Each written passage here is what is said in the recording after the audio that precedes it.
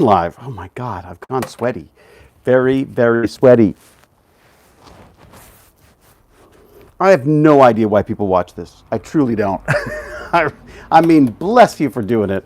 And it makes my life so much more pleasant. But holy cow, I would not want to see this. I would not want to witness this great soggy beast on a regular basis.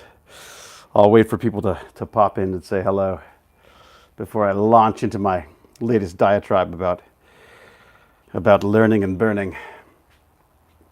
The leaves are on the ground. The wind is an icy cold. The water, for some reason, keeps coming in, even though I thought we had this sealed off. Yes, it's going to be quite a winter wonderland adventure this year in here. David Sams, how are you? Matt W., evening to you. Laura Richards, hello to you. Look at people slowly making their way in. The Blurty Dad, welcome back. What else? Who else do we have here? Tammy, hi Tammy, how you doing? Tammy, always an inspiration. And FedEx Cow, which is one of my favorite names, I've got to say. Perfect timing. The episode of SG1 was watching on Sci-Fi just ended. Oh, good. I'm glad I didn't get in the way of your rewatching. Hello, Jesse. Hello, Life at a Lonely Whale. Life of a Lonely Whale. A life in a lonely whale. Life on a lonely whale. Even Fairy, how are you? Trey McLemore. Hello to you, Dadalore. Hello. All right, that's enough hellos. That's enough of that. That's enough. I've proven I can read inaccurately. Why not? So great sweaty beast again. This is my burn and learn. This is my bit to stay alive and fit long enough to raise my awesome son and enjoy my golden years with my brilliant, beautiful wife Jane and our ridiculously strange and thoroughly annoying dog Huzzah. I hate exercise, so I like to read something, learn something while I'm doing it, and then I like to share that with you as my little reward for doing the exercise. And I did not do exercise yesterday. I've got a whole litany of excuses, though. Absolutely, a litany of excuses. Yes, C Movement Team. That's the brilliant folks. We talked about it yesterday, but the brilliant folks who helped me pretend to be blind in C with Mr. Jason Momoa. Fabulous group of people. Fabulous group of people. As is Mr. Momoa, I would add as well. So today, half an hour again, 15 forward, 15 back, sweating like a steaming road apple.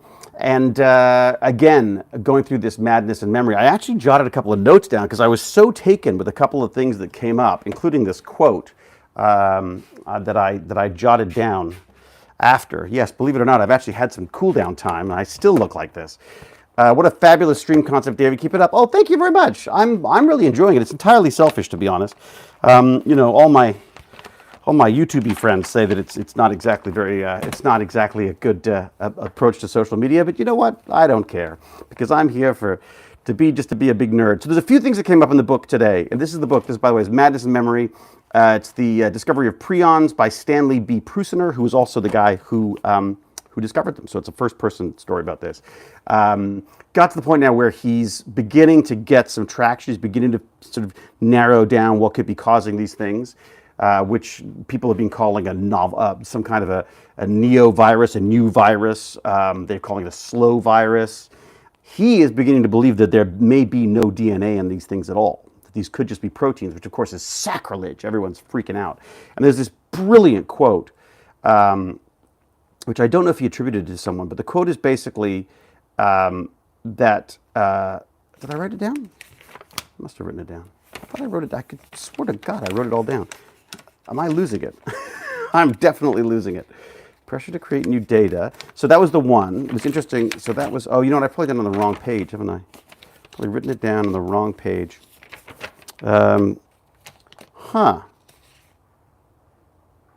swear to God, I remember writing it down, so it's got to be, I just must have put it on the wrong page somewhere. But it's just about how much of a struggle he was having trying to get, let's see if I've gone ahead, if I zipped ahead with my book. It's my little notebook that I have that I like to jot things down in. And then I forget where I wrote them, which is ridiculous. Let's have a look. It's got to be in here somewhere, doesn't it? Maybe I thought I'd finished somewhere else. And then, there you go. Why on earth would it be there? Anyways, okay. So weirdly random, I put it in the middle of the book somewhere, but this is the quote that I absolutely love, that's kind of haunted by. At every crossway on the road that leads to the future, each progressive spirit is opposed by 1,000 men appointed to guard the past. I'm going to say it again because because I just, at every crossway on the road that leads to the future, each progressive spirit is opposed by 1,000 men appointed to guard the past. I just thought that was just a really just kind of devastating quote, and it was so apt for what he was dealing with, which is like you've got a lot of virologists who believe this thing is a virus, and why wouldn't it be? Because everything else has been. So are struggling to somehow make his data work with this existing perspective on viruses, which is completely understanding. But when it's written like that, with these 1,000 men appointed to guard the past, it's just, you can see why it is difficult for these breakthroughs to happen and why they don't happen all the time. And that it's not just about luck. It's not just about hard work. It's also about luck. It's also about contacts and access and that kind of stuff. But he's talking about the fact that while he's conducting all of these experiments, there is this pressure at the university and in the research community to create new data. So he's constantly trying to find little things to write about, and he's sending articles off to the heads of his department and stuff to see if there's anything in there that they suggest that he publish. Because of course it's that publish and perish thing, right? Publish or perish thing, where you got to get ideas out there. And he sort of goes into how they started narrowing down what this scrapie was. And the scrapie is this horrible brain degenerating disease, and that is similar to other diseases in humans, but in this case it's sheep it's called scrapie because they literally have this sort of imaginary itch that they will scratch until they remove their own skin. It sounds horrible. But the idea that they're knocking out, he's trying to purify this virus down to a tiny amount that he could sort of go like, oh, this is the virus, because any more and it's contagious, any less than it's not, type thing. So try to narrow it down to smallest and then analyze what is that one. So once they've narrowed it down as much as possible, then they have a much smaller area to be working with to try to figure out what it is. And then he starts doing these cool things with substances that I'm sure I won't be able to get right, but like a protease and a nucleotase or something like that. It was these two different types of materials, one of which basically chops up proteins, and the other one which chops up, nucleic acids, is that right? Nucleic acids or nucleotides, one of the two. Anyways, the point being is that by when you put them both together, the virus doesn't spread if it's a virus. If you put just one of them in, the virus continues to spread. If you put the other one in, the virus doesn't spread. So what he's discovered basically is that that there are proteins at the core of this that when they are disabled, the virus doesn't spread the way that it does when they're not, when just the components of DNA are disrupted. So really, really fascinating, and it's just detective work. Like, it's just really cool. It's like a mathematics or a crime drama where you're sort of going like, well, where were you at that day? And let's see your gun and see the patterns on the bullets and stuff like that. Speaking of which, great movie I watched last night. It's on Netflix, so everyone can watch it. It's called Reptile. It's a slow burn, but it's just a beautifully acted, really nicely, slow paced, but really, really nicely put together. A bit like True Detective, but it's with Benicio del Toro, who I could watch Benicio del Toro eat breakfast and then look out the window. Like, the guy he's just an extraordinarily good actor. He's often really big and arch and way over the top. He's like laser in this. Like, he's just so low key, and it's just, oh man, I would kill for like one little tiny prion of that coolness. He's really, really cool. Wayne Taylor, prions are proteins as far as I knew, but it's an early stage research. I'm assuming so. Yeah, I don't know what the deal is there, but they're proteins that somehow are able to replicate in an infectious type way, and they just cannot figure it out. It's RNA all over again. The previously dismissed junk will turn out to be essential. Science bewitches. What? Bewitches? It bewitches. Breaking Bad. Biatch. I see where you're going with that. Yes, got it. Easy, Sparky. Very good. Yes, the Breaking Bad reference made it all clear for me. Just amazing stuff. So just the way that he was using this sort of detective work to try to narrow it down, and yet everyone is looking for reasons why that data doesn't make sense. I mean, including him. I mean, he has a great approach. What did he say? He said that he had basically three possible routes that this could go. One is that it is in fact a protein, and that's it.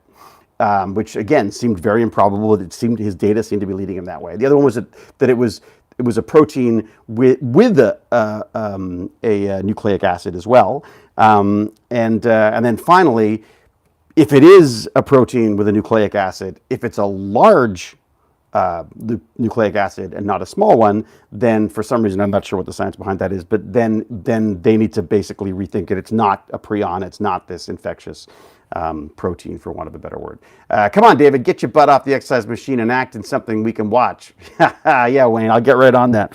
There's a few things. There's some stuff coming up, but it won't be till next year. No, the industry is just slowly grinding back into action. But the first gig I've got, not confirmed, but the first gig I've got in the works certainly is. I don't think it's till like March or April. I don't think, but yeah, we'll see. Damien Robbie, hello to you.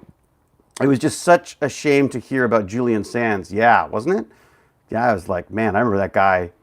I remember my little sisters obsessing over him because of Room of the View, I guess it was. And then, of course, I was like, oh my God, Helen Bonham Carter was like, my God. One day I was gonna marry Helen Bonham Carter.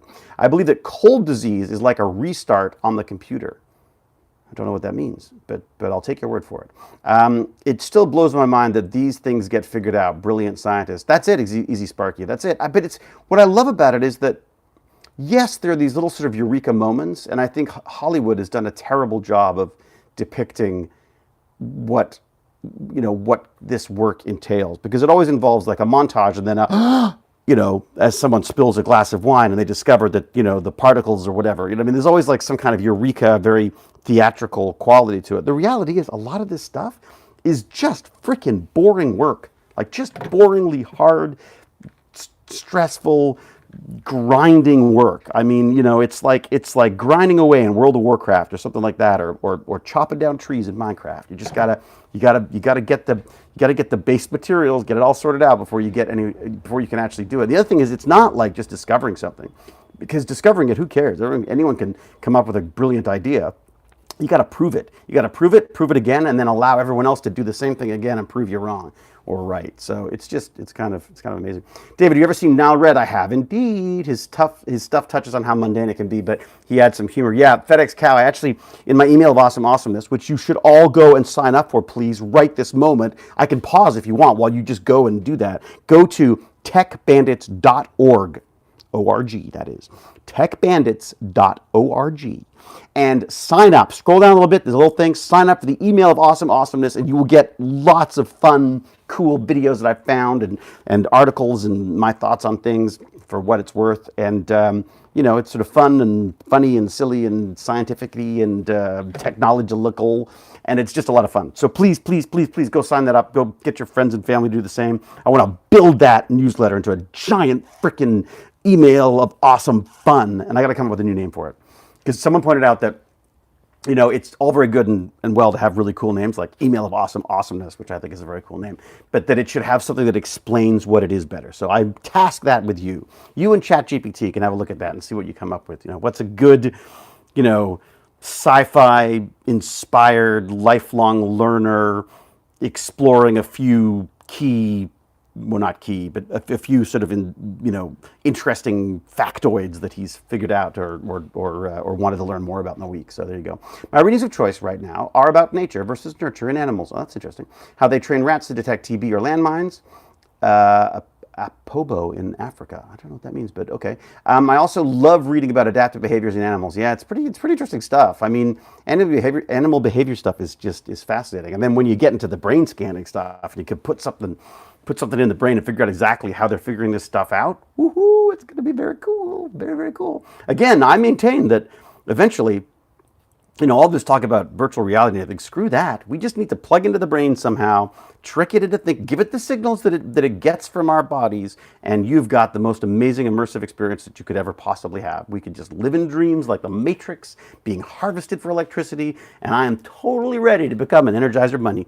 I am totally ready to become a battery. That would just be so freaking cool. Anyways, definitely sign up for the Email of Awesomeness. It is exactly as it is titled. Oh, good, Mandy. So maybe it is the right title. Who knows? Maybe that is exactly what it should it should be, and that is what it is. Maybe just the way it is. What else have I got? Of course, it's. I should mention that it's one of my tech bandits. The bag of chips. Bag o' chips. My son's best friend is. It's his birthday today, so everyone should go on the Discord and wish him merry happy birthdays, or whatever one does to kids who are too young to really be meriting a birthday at this point. I think it's just the fact that I've got to my age is a feat, but getting to 16 is just a pure joy as far as I'm concerned. I'm watching Atlantis for the millionth time. Very good. It's always good. 1,000,001, even better. I'm at season 3 now. Like Star Trek, you can just watch it over and over without it getting boring. Oh, I'm so glad. That's great. Fantastic, Bass. I'm happy that's the case.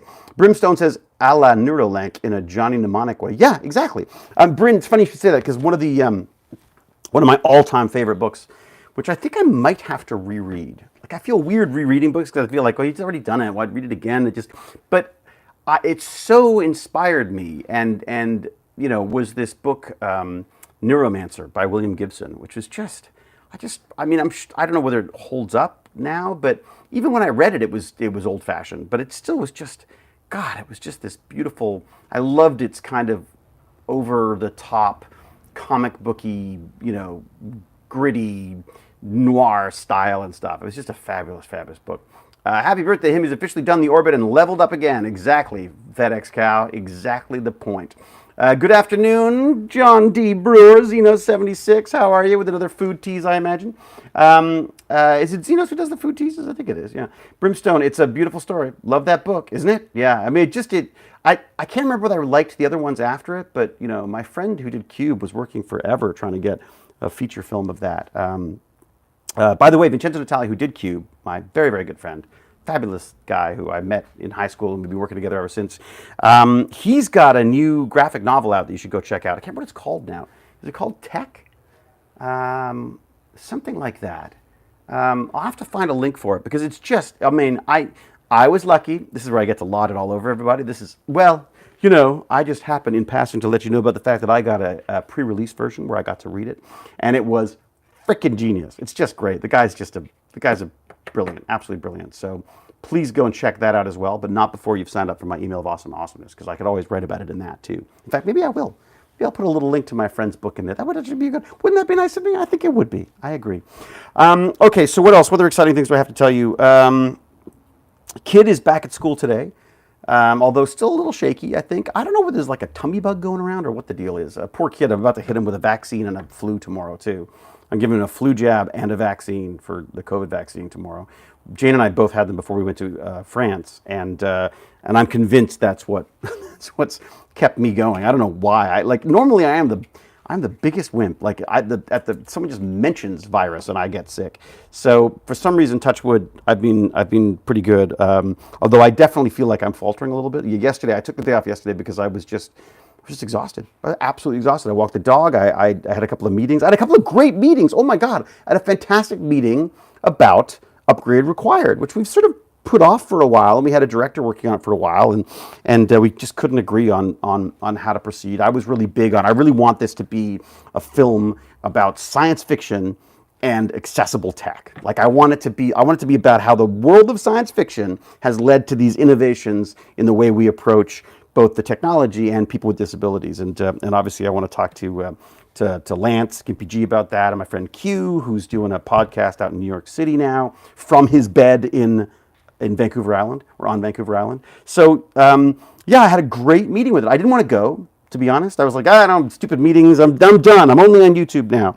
But I had an amazingly wonderful time with this fabulous woman who runs the place, and this is a government funding body, and we just had the greatest time. Chat, had a coffee, talked about stuff, and laughed about all my silly ideas, and not only did she have a very sort of positive attitude towards Upgrade, the movie, as a documentary, she also was sort of asking about the other stuff like Tech Bandits and all my other sort of silly obsessive stuff like the escape room learning and all that kind of stuff, because apparently they've got other venues that might work there as well. So it's just my wife keeps pointing this out to me. I want to stay at home and not meet anybody and just be like a total curmudgeon and grumpy old Grinch, especially this time of year, Grinch specifically. Green, it's the loneliest color. So that's what I want to be. But when I go out and I meet people, I always, generally find that there's always something interesting about, not everyone, to be fair, but most people. I would say 90% of the people, 99% of the people I meet, I would say there's something interesting, some story to talk about. And we also met this delightful couple who make films, and they're just like super big horror fans, and they've made their own movie, this crazy weird movie called Dead Dicks, which you should check out. But I warn you, there's a lot of nudity in it, and it's a very strange movie. Like I'm not going to say that I'm a fan of the movie. I'm a fan of them very much for for accomplishing the fact that they made this movie they wanted to make. But it is a very, very peculiar movie that I think that has a very limited audience. But again, tiny budget, and they did what they wanted, and I'm always a big fan of people just taking a shot at that stuff. I think it's like the flu shot at this point. What, the COVID thing? Do you think the COVID vaccines do a lot at this point? If you've had COVID recently, would you still get one? Absolutely, geek nimble. Look, here's the thing. I mean, I've had the flu before, and I get the flu jab every year as well. I never used to. I do now, because the reality is that they're finding more and more stuff about COVID. I don't know how much of it's been sort of verified or not, but there are concerns that every time you get it, there's this you've got the potential for it to cause some more damage. So I'd rather avoid it. And also, I think if it helps keep me free of it, so that I'm not going to breathe it on someone who maybe hasn't been vaccinated or is more susceptible to it, then why the hell not? I mean, Jesus, Jesus. When do I say that? When do I say Jesus? I say praise be. I don't know where that came from. Do you like Quentin Dupieux? I don't know Dupieux's movies. I think they're so freaking good and original with some funny horror callbacks. Okay. Give me a name. Give me a title. Charlotte Spa. What kind of movies? I wouldn't touch one, says Damian Roby. You wouldn't touch a vaccine? You wouldn't touch a flu thing? Why not? I'd be curious to know why not. Message is held for review. What someone said. Holy shift, it's McKay. I'm going to say shift just because, what, it doesn't really matter. I could say shit, couldn't I? Yeah. Let's show it. Because Mr. Blimko is just enjoying the fact that there's a great sweaty old McKay on his YouTube stream. Yes, indeed. It's a great sweaty old McKay. Wayne, what do you got? Nope, not after the 4 COVID shots I got and still caught COVID. Yeah, no, I still got COVID too, Wayne. The point is that, I mean, whether I don't know. I think the proof is in the pudding in that you're also still alive after 4 COVID shots. So I'm going to keep taking them. The sense I get is that it's not as bad of course you're going to be able to fight off COVID much better if you've already been vaccinated about it. So I mean, no one says you're not going to get COVID because you've taken the vaccine. The idea is that you're not going to get COVID you're not going to get hospitalized and have things shoved down your throat to breathe when you get it. You could say genius instead of Jesus. I like that better. Genius. Oh, I really like that, Victor. I'm stealing that. Genius. You know what? I'm using my rocket pen to write that down. Genius. I wouldn't say genius equals Jesus instead of Jesus. What is the term? Is there a mathematical term for instead of? Does anyone know that? Is there some wonderful symbol that could be like genius instead of Jesus? I think that would be a fun mathematical equation to have in my notebook. Rubber. Okay. I wouldn't touch them either. Really, Jonathan wouldn't touch them. Really, my favorite is incredible but true, and I love smocking causes coughing. Really. My favorite is incredible but true, and I love smocking causes coughing. All right, okay. All right, I'll have a look. Those are the names of the film. The booster lets you shrug off Rona like a cold, says Mr. Blimko. Is that right? I'm vaccinated and boosted and caught COVID, but it made it much easier to go through. Oh, good. So there you go, Sean B. Again, these are all, these are just people's experience with this stuff. There is medical data that you can all go and have a look at and decide for yourself. But I think it's always good to question things. But I also think it's, don't be those, those thousands of hundreds of men guarding the past. I mean, you want to make sure that you're up to date on this stuff. I feel like, If you've got true validated data, then it will shine through in the end. But don't just go on your hunch, because this stuff is not. We're not. Everyone seems to think they're like a virologist now. Everyone seems to think we get. Oh, I understand this perfectly now, and I just think there's a there's a reason why these people are well schooled and educated and forced to go through this incredible amount of information and data to get to the solutions. So. We just got over COVID. We spent the entire month of October locked in, getting over it. We're fine now. Oh, Xenos, I'm glad you're through. The shot doesn't keep you from getting it. It keeps you from getting it worse or dying. There you go.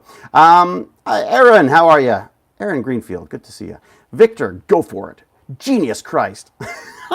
That's good too. Genius Christ. I used to say cheeses because I do love my cheese. I gotta say, I do. Yeah, as I've got older, I've definitely found much more of an appreciation for cheese than I had before. And when we went to Paris, my wife bought a cheese shop. She didn't buy the cheese shop, but she basically emptied a cheese shop of cheese and to bring it home. And then the wretched woman I'm thinking, we're gonna be eating cheese forever. No, the wretched woman is giving it away as gifts. What kind of a Grinch is she?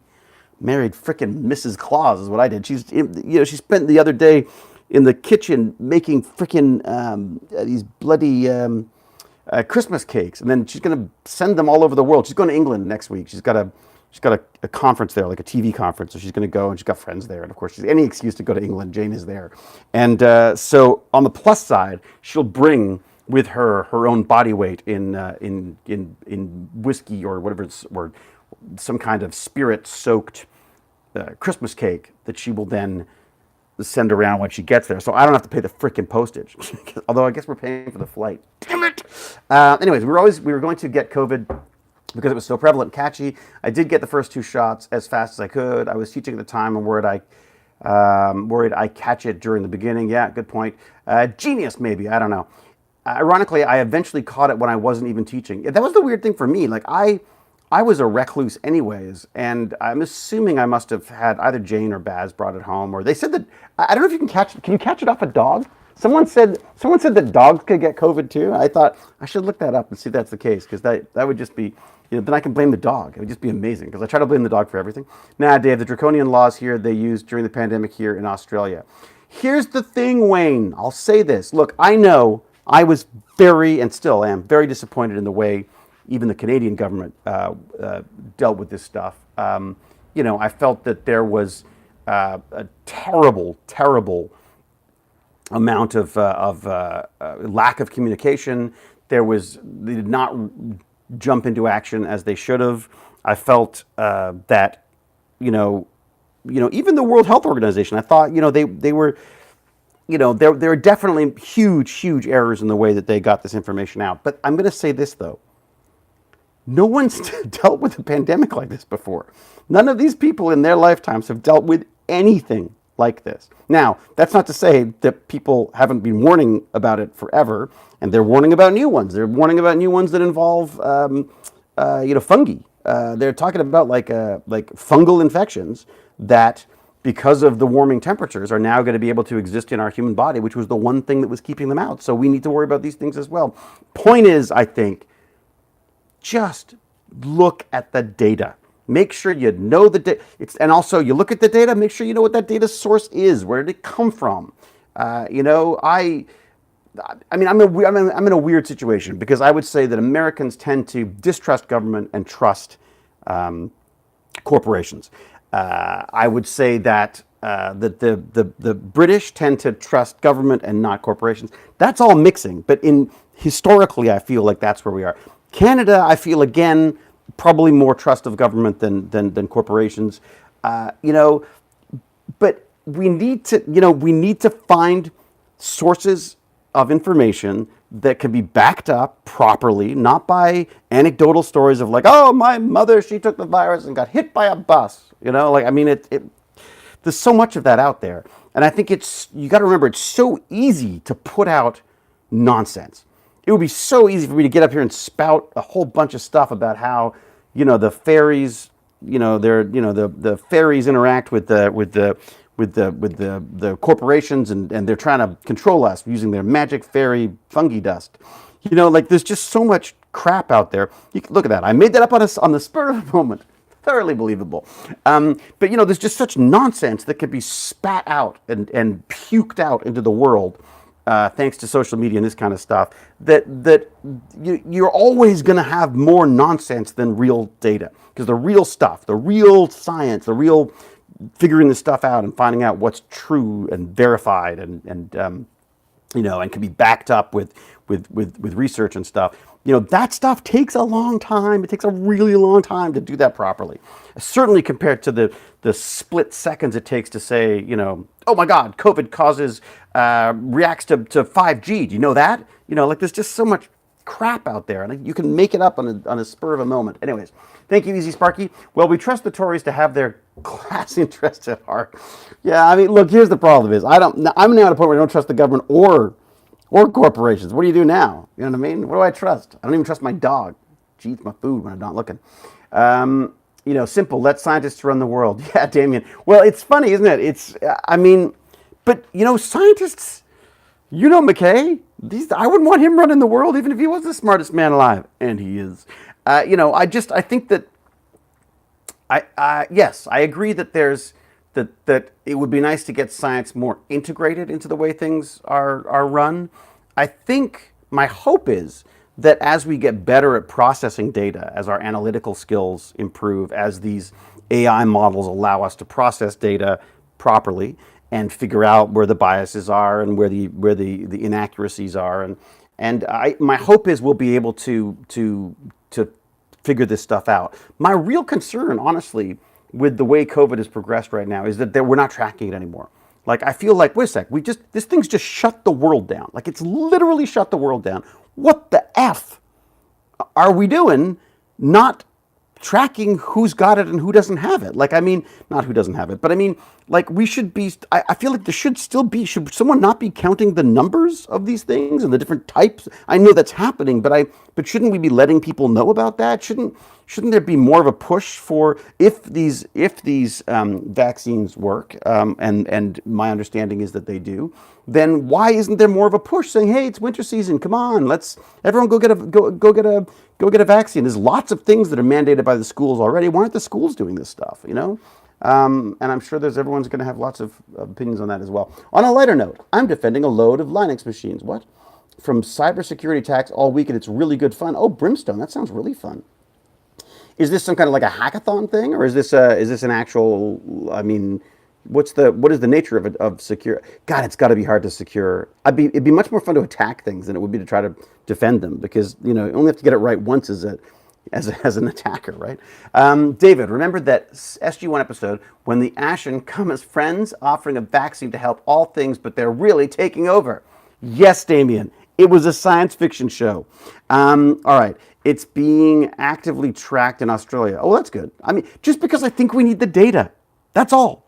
It could be anonymous. I think, we need to know where it's hitting, where it's spreading from, where it's, where are the hot spots, and how do we stop this? And also, again, I think I understand that there's a balance. My wife had this wonderful thing where she said to me, she said, yes, you can protect yourself from COVID by wearing a hazmat. I would quite happily wear a hazmat suit and live in the basement under ultraviolet light at all times and never see anyone or talk to anyone ever again. That's fine with me. I would quite happily do that. My son and I we'd suit up and just play video games for the rest of our lives.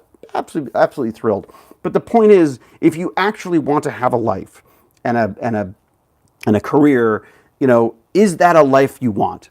You have to balance risk. And I think humans are terrible at balancing risk, at figuring out risk.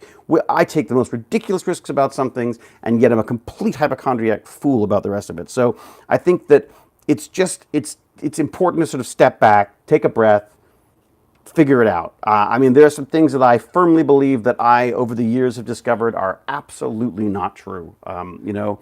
I used to believe that the best way for the world to work was companies and organizations to be given free range to do whatever they want, and that the market would demand that they look after us and such, and that the government should stay out of things because it was wildly inefficient. And the reality is that corporations are also wildly inefficient. They're also wildly self-serving, And I think that the government, I now believe that the government should be involved in more things and should be making sure that people and organizations are obeying the rules, and that there should not be separate legal systems, legal approaches for people who are wildly rich and those who aren't.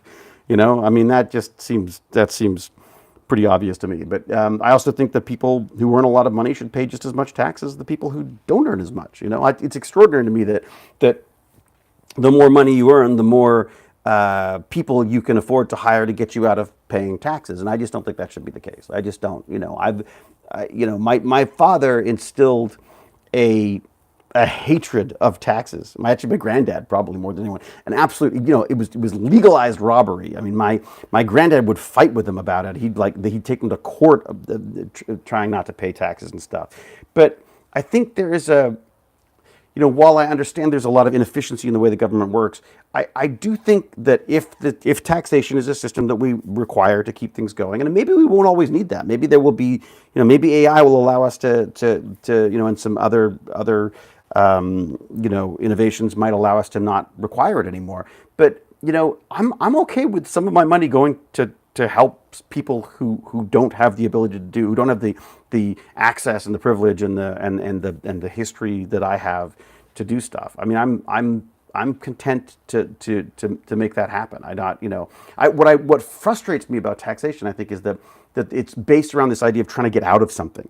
Like, I'd much rather just get told, just tell me how much I owe you. Like, here's the deal. This is what I earned. This is what I spent. Tell me how much money I owe you. Don't make me hire people to try to figure out how I can get out of paying you. Like, that just seems like the wrong approach. Where you're constantly feeling like you're doing something wrong, or that you're constantly being judged or hounded or hunted or whatever. So I don't know. I mean, maybe it's a flat tax. I don't know. Who knows? But studying tax for accounting certification exam, hate them even more. Even more. Excuse me, as I burp into my microphone. It's now become an ASMR burp stream. There you go. Studying tax. See, that's how much I don't like a tax. It actually comes up, the bile comes up in it. Hate them even more because of doing your accounting certification exam. Good thing to get, though, Elizabeth. Now what you have to do is start doing accounting for film and television. That would be fun, because then you get to meet all the cool people and hang around on set and get all the food and stuff. Yeah, that'd be the thing to do. That burp was your body reacting to taxes. Exactly, FedEx cow. Exactly. That's exactly the point. Look, I'm getting a little chilly because absolutely freezing in here. And so I should probably go warm up, get myself some food, and prepare for the impending arrival of my son, my dear son, who I said to my wife today, I said, he's not going to school. There's no way. He's like, you could tell he was tired. He's like had a couple of days of lying in bed, like really like out like a light. Like he's been out, like he's had these stomach problems, and it's just been like, he's just like, between the bathroom and the bed, that was it. And sleeping, and the poor kid, I just felt really bad for him. Anyways, he was cheering up a little bit last night. Anyways, so he gets up this morning. I said to Jane, no way, we're gonna have to fight him on this, because I know he doesn't want to go to school. You know what? To his credit, I would have bailed. Absolutely. When I was a kid, I'd be out for like 2 weeks with stomach problems, whether I had them or not. In fact, I think I might have been out for 2 weeks with a stomach problem I never had. Putting the thermometer on the heating duct and stuff like that. Any way I could get out of school, I did. He isn't. He's going in, and you know what? He's got a really, pardon my French, a shitty teacher in a couple of subjects, and a couple of his favorite subjects, and a couple of his most difficult subjects, and he's plowing through and getting it and talking to. He's got a guy, this tutor that he can call up and talk to when he needs to. Again, a privilege that I'm very lucky to be able to give him. But also, he talks to his friends, and he has a friend who's getting like 90 in the subjects, and he's like, how do you do this? And the guy's like, here's what I do. See those notes that she gave us? Throw them away. Go on YouTube, look up the most watched videos on the subject headings that she's got, and learn them from them, and then just go and do the test. And he's getting 90s. And I was like, you know what? I'd listen to that dude, because that sounds like the way to go. I work for the government's tax department here in the UK. I'm not a fan either. Really, Mandy? Is that true? It's got to be kind of interesting, though, isn't it? Like, what do you do? Like, Mandy, what happens if you go what if you? I guess it would be difficult. Like, what if you got let's say you get my tax return. I don't think I have a tax return in England.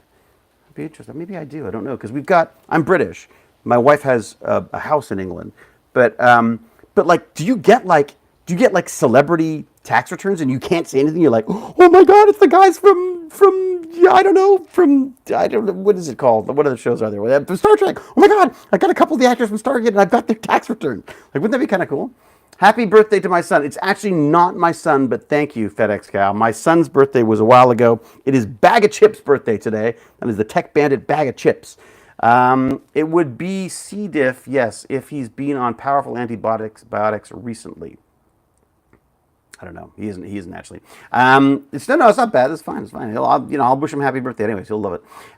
Okay, great listening to you. Great evening, David. It's always good to listen to you. Thank you very much, Sam. I'm sorry it's such a one-way conversation, just me babbling on. But I babbled on enough, and I can feel the temperature dropping. Am I still steaming? Nope, see, I've stopped steaming. That's a bad sign. That means I'm now getting cold. Have a wonderful evening to you, Shelley Bell, my fabulous name. Shelley Bell, it always makes me smile. Easy Sparky, lost my dad last summer from C. diff. I'm so sorry, Easy. That's horrible. I am so sorry. Kevin Van Comyson, I don't know what that is. Eternal Noob says, have a fantastic evening. Go get warm. I shall. I will say, be safe, be kind, be brilliant. And until we geek again, I will say cheerio and huzzah. See you next time. I'm thinking I might try this every other day, just because I found the workout not as bad today as it was when I'm doing it every day. I'm wondering if maybe, am I just making excuses? We'll see. I don't know. I may see you tomorrow. I may see the day after tomorrow, depending on where I go. We'll see. All right. All the best. See ya. Cheerio and huzzah. Bye.